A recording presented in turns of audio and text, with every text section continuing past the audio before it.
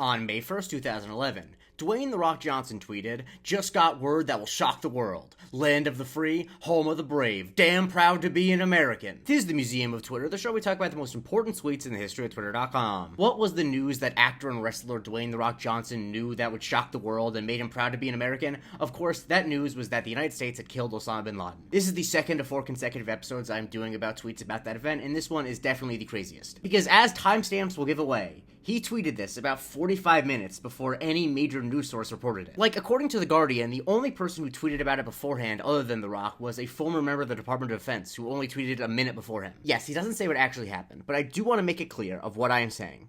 Dwayne Johnson was the second person in the whole world to publicly tweet a reaction to the death of Osama bin Laden. He knew about it at least 45 minutes before Barack Obama announced it at the White House. No, this is not another Dwayne "The Rock" Johnson. This is Dwayne "The Rock" Johnson who knew this information. How did he know it? Well, he told Moviefone, "If I tell you that, I won't have to kill you, but I'll have to behead you. No, I've got my sources. I got friends in high places and low places." It was a very interesting day. People speculated that it might be because he has a cousin that was a former US Navy SEAL. All we know for certain is that someone who's in the tight circle of people who knew about the bin Laden raid was like, you know what? I gotta make sure Dwayne "The Rock" Johnson knows about this. And I don't know how to feel about that. I texted my podcast partner and good friend Anthony Canton III, who's a big wrestling fan, about this. I asked him, how does it make you feel that The Rock was one of the first civilians to learn about bin Laden's death? And he said, I almost wonder if he texted John Cena right after he got the news. And he sent me this clip of John Cena announcing bin Laden's death to a wrestling show. "We have caught and compromised to a permanent end Osama bin Laden."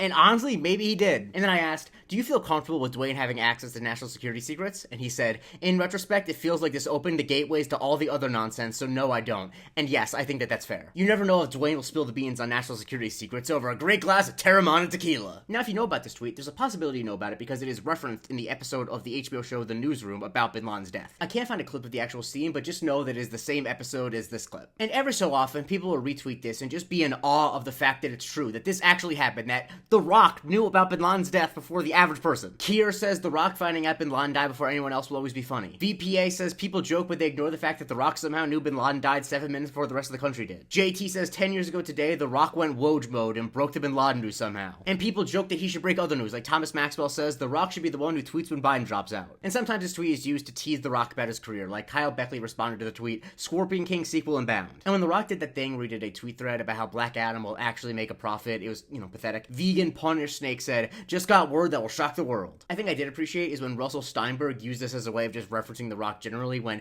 Joe Burrow showed up looking like The Rock in that one photo, he said, Joe Burrow dressed like he just got word that will shock the world. Land of the free, home of the brave. Damn proud to be an American. And when the famous early November Ann Seltzer poll from this last election cycle showing Kamala up in Iowa dropped, Momentum tweeted the screenshot of The Rock tweet basically saying that he just got word that will shock the world. Now, a little anecdote about that poll is that when that poll dropped, I was actually on a bus heading back from canvassing in suburban Pennsylvania for Kamala with a bunch of middle-aged wine moms, and the energy on that bus was like euphoric in a way that is, ironic given what happened. But man, I try to only live out in small doses, but that was the biggest concentration of living out I've ever been a part of. I will say, I do think it's funny that The Rock here, with the restraint of just saying that he got news that will shock the world, he's actually showing better OPSEC than a lot of people who currently work for the Department of Defense. Sorry I had to get that dig in there. But let me just repeat what this episode is about again, because I think it's really hard to believe that The Rock knew about and tweeted about the death of Osama bin Laden at least a half hour before any news network tweeted about it. That is a true fact